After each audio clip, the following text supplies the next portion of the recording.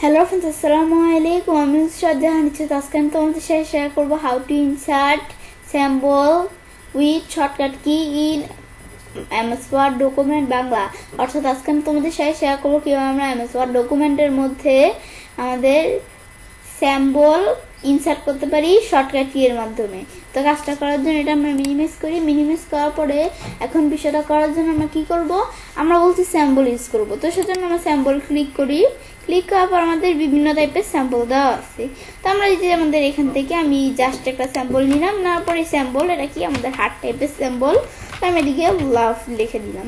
এই যে আমরা এভাবেই কিন্তু স্যাম্পল ইউজ করতে পারি। তাছাড়া আমি যদি এটা ডিলিট করা এই স্যাম্পল আসা মোর স্যাম্পল আসলে এদিকে স্যাম্পলের অভাব নেই। এই যে আমি চাইলে এখান থেকে এভাবে ক্লিক করে স্যাম্পল নিতে পারি। তাছাড়াও আবার এই স্যাম্পলে এখানে ক্লিক করলে বিভিন্ন ফন্ট টাইপের আমরা স্যাম্পল দিতে পারি। আমরা কোন ধরনের কোন ফন্টের স্যাম্পল দিব তোমার চাইলে দিতে পারো। আমি ধরো উপর দিকে আসি, উপরে ভালো ভালো স্যাম্পল আছে।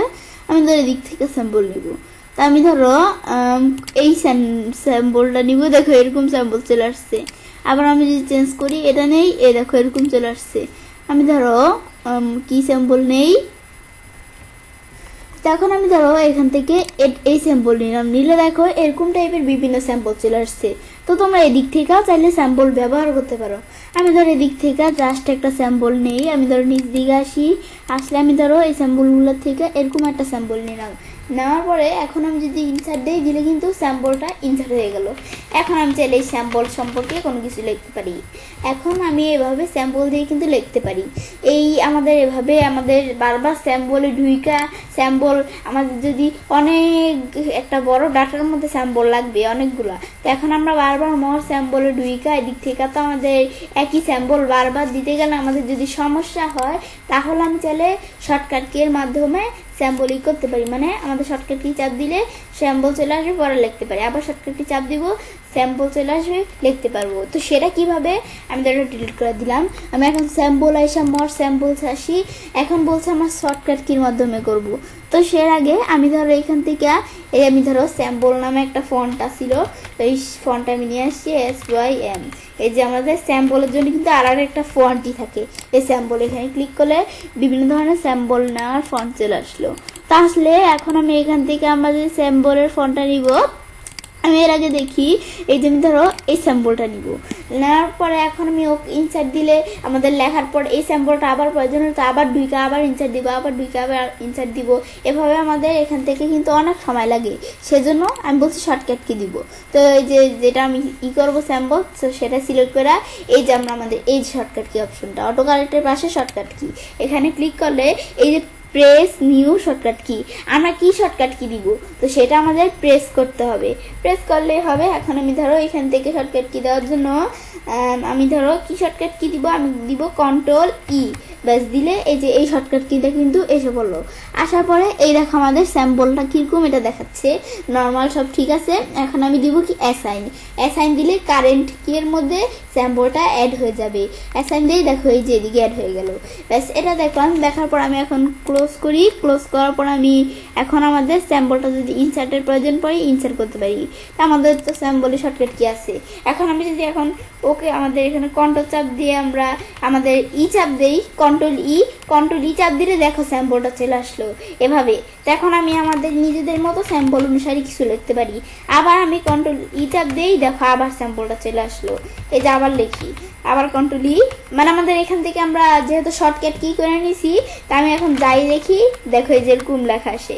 আবার Ctrl+E, ব্যাস দেখো এরকম চলে আসে। ব্যাস এগুলো আমি চাইলে লিখতে পারি। এভাবে আমি Ctrl+E চাপ দিয়ে মানে একটা শর্টকাট কি দিয়ে আমরা এভাবে স্যাম্পল ব্যবহার করতে পারি। এখন আমি যত স্যাম্পল দিয়ে Ctrl+E চাপ দিলেই হয়ে যাবে। বারবার স্যাম্পলে ঢুকে স্যাম্পল খুঁজে বের করা লাগবে না। তো এখন আমি এখান থেকে এটা দেখলাম। দেখার পর আবার আমাদের মনে হইতেছে এটা আমাদের কোনো প্রবলেম হিসাবে দাঁড়াইছে।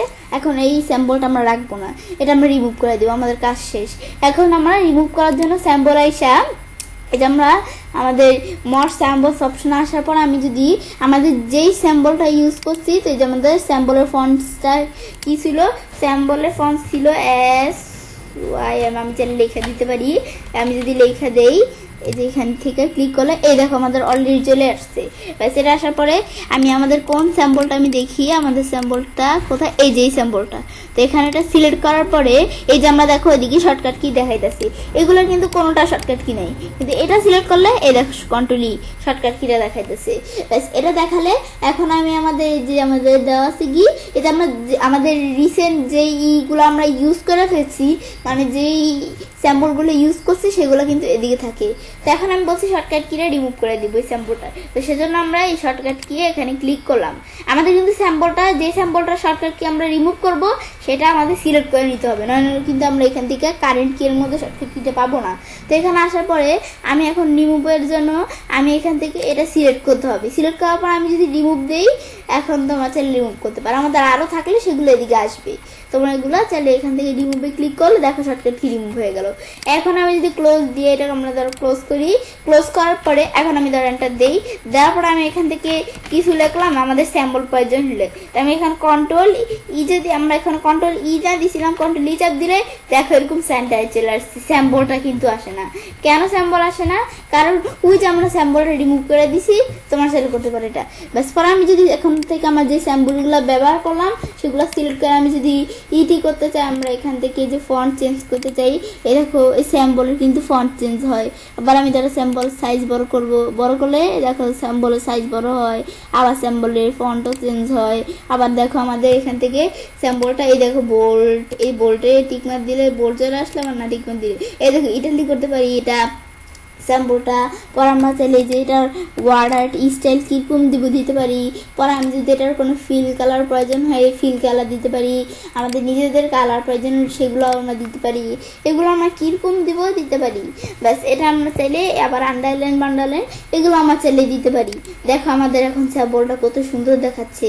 আর আমি যদি লেখা সহ একসাথে করতে চাই তো সিলেক্ট করে আমি কি সমস্যা, আমি বোল্ড করলে বোল্ড হলো, ইয়ারলি করলে স্যাম্পল সহ ইয়ারলি হলো। আমি এখানে গিয়ে যদি সাইজ বড় করি দেখো সাইজ বড় হয়। পরে আবার আমরা এখান থেকে ফিল কালার দিলে দেখো ফিল কালার আসে, এগুলো আমরা দিতে পারি। পরে যে আমরা ওয়ার্ড আর্ট স্টাইল আসলে এই যে এখান থেকে এগুলো দিতে পারি, এগুলো আমরা নিজেদের মধ্যে চাইলে দেখো সেট হয়ে যায়। ব্যাস পরে এখন আমরা এটা দেখলাম। ব্যাস এটা দেখার পর আজকের ভিডিওতে কিন্তু আমি তোমাদের সাথে স্যাম্পলের বিষয়ে শেয়ার করলাম। তাছাড়াও কিন্তু স্যাম্পল ছাড়া আমার চ্যানেলে ইকুয়েশন থেকে শুরু করে এই প্রত্যেকটা বিষয়ের উপর আমার চ্যানেলে আলাদা আলাদা ভিডিও দেওয়া আছে, তোমার চ্যানেল দেখতে পারো। ব্যাস বিষয়টা করার পর এভাবে আমরা চাইলে এই কাজটা করতে পারি। এভাবে আমরা খুব সহজেই এমএস ওয়ার্ড ডকুমেন্টের মধ্যে স্যাম্পল ইনসার্ট করতে পারি শর্টকাট কি এর মাধ্যমে। ফ্রেন্ডস, আমার আজকের এই ভিডিওটি যদি তোমাদের ভালো লেগে থাকে তো আমার চ্যানেলটি সাবস্ক্রাইব, লাইক, কমেন্ট এবং সবার সাথে শেয়ার করবে।